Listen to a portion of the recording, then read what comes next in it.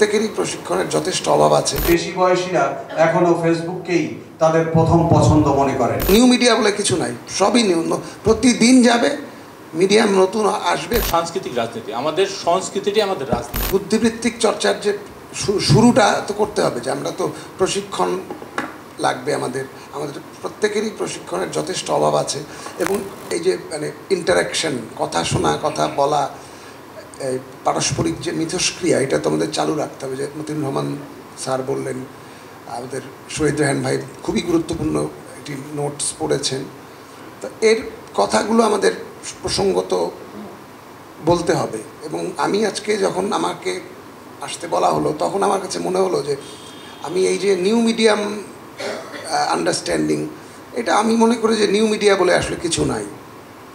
প্রতিদিনই আধুনিক বাংলা গান, প্রতিদিনই আধুনিক বাংলা গান হচ্ছে। তো আধুনিক বাংলা গানের তো কোনো শেষ নেই। আমাদের ছোটোবেলায় দেখতাম যে কিশোর কুমারের ক্যাসেটের গায়ে লেখা থাকতো আধুনিক বাংলা গান। কোথায় সে আধুনিক?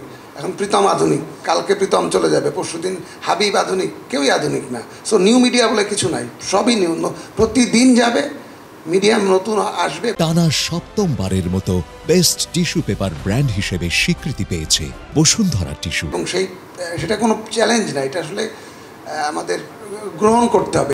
এখানে প্রবন্ধকার কিছু চ্যালেঞ্জের কথা বলেছে, আমি কিন্তু এই জায়গাটাই আমি স্থির যে আসলে কি চ্যালেঞ্জ, নাকি নির্দিষ্ট আলাপের ভিতর দিয়ে 3 স্ট্রাকচারের গল্প, নন লিনিয়ার স্ট্রাকচারের গল্প, ক্লিপ হ্যাঙ্গার কী সব টার্ম ব্যবহার করলে কি দর্শকের কাছে পৌঁছে যাবে বা যেতে পারবে? মনে হয় না। আমাদের চ্যালেঞ্জগুলো আরও আছে। উনি বেশ কিছু উল্লেখ করেছে যে অনলাইন কন্টেন্ট এখন নিয়ন্ত্রিত বিধিমেলার অধীনে চলে যাচ্ছে। একজন দর্শক হয়তো রাতে নেটফ্লিক্সের পছন্দের ওয়েব সিরিজ বিঞ্জ ওয়াচ করছেন, সকালে ইউটিউব টিউটোরিয়াল দেখছেন, আর অবসরে টিকটকে বিনোদনমূলক শর্টস ভিডিও স্ক্রল করছেন। প্রতিটি প্ল্যাটফর্ম তার আলাদা চাহিদা পূরণ করছে। এভাবে এখন প্ল্যাটফর্ম বাছাই হয় প্রয়োজন ও মন মেজাজের উপর ভিত্তি করে। উদাহরণস্বরূপ দীর্ঘ ফরম্যাট বা বিশদ কন্টেন্ট দেখতে অনেকে ইউটিউব, নেটফ্লিক্স ব্যবহার করেন।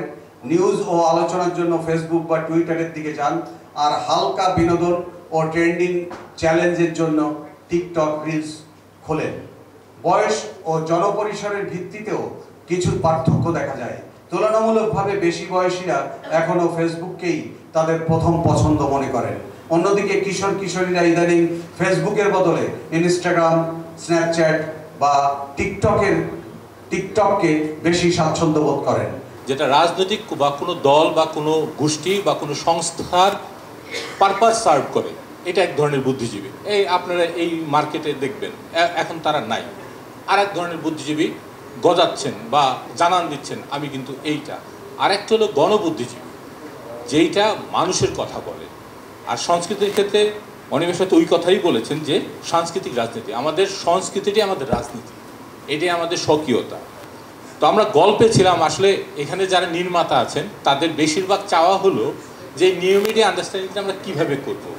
হ্যাঁ, আমরা এই সেমিনার থেকে আমরা কী নিয়ে যাব বাসায়? আমরা এসে অনেকগুলি কথা শুনলাম, আমরা আসলে বুঝলাম না, অথবা বুঝলাম, এই তো একটা বুঝলাম অথবা বুঝলাম না। মুভি মেকিং যে প্রসেসটা, যেটা আপনারা এটার জন্য কি লাগবে, লিটারেচার লাগবে বা আপনার এক ধরনের লার্নিং লাগবে, জীবনবোধ লাগবে, আন্ডারস্ট্যান্ড, মানে এটা একটা লার্নিং প্রসেসে আপনারা সবাই যাচ্ছেন, আপনারা সবাই এটা অনেক অনেক ভালো বোঝেন আর কি। কিন্তু এখন মানে পৃথিবী তো কেওটিক, এরকম কেওটিক জায়গায় কী হচ্ছে যে নিউ টেকনোলজি আসতেছে। মানে সত্যি কথা বলতে ধরেন আমি যখন বায়োস্কোপে নিয়ে আসি তখন লেন্স আপনাকে একটা অ্যাডাপ্টার দিয়ে লাগাইতে হতো, আর এখন আপনি লেন্স সরাসরি লাগাতে পারবেন। সো প্রতিনিয়ত যেভাবে আপনার ক্যামেরা বা ফিল্ম মেকিংয়ের টেকনিক্যাল জায়গাগুলি চেঞ্জ হচ্ছে, অ্যানালগ থেকে ডিজিটালি শিফট, এবং এটা হচ্ছে কেন হচ্ছে আসলে যাতে মোর পিপল এটার সাথে এঙ্গেজ হতে পারে। কারণ আমার কাছে মনে হচ্ছে যে আমার মনে হয় পৃথিবীর মানে 8 বিলিয়ন পিপল না, 8 বিলিয়ন মানে সবাই আমার মনে হয় ক্রিয়েটিভ, কারণ সবাই গল্পটা বলতে পারে। মানে আমি বলবো গল্প বলতে পারে। যে সবাই কি ফিল্ম মেকার না, সেটা কিন্তু না। আজকে ইউটিউব বা সোশ্যাল মিডিয়া, যেটাও কিন্তু একটা ওটিটি প্ল্যাটফর্ম, আমার কাছে যেটা মনে হয় অনেকেই আমি দেখছি মিস করে, এটা একটা ওটিটি প্ল্যাটফর্ম এবং এটা একটা সোশ্যাল মিডিয়া। সো ইউটিউব যখন আসছে ওর প্রথম মানে স্টার্ট করছিল কীভাবে, যে ব্রডকাস্ট ইয়োর সেলফ। তার মানেই আজকে মানে ধরেন প্রফেশনাল ইন্ডাস্ট্রিতে যারা কাজ করতে পারে না, যাদের আসলে ওই নো হাউটা নাই, একটা ক্রিয়েটার যেন আসলে কাজ করতে পারে। এবং এটা কি করলো, এটা একটা টোটাল একটা আমার মনে হয় যে নতুন একটা ইকোনমি বা ইউনিট অফ ইকোনমিক্স বা ইকোসিস্টেম তৈরি করে দিল আর কি।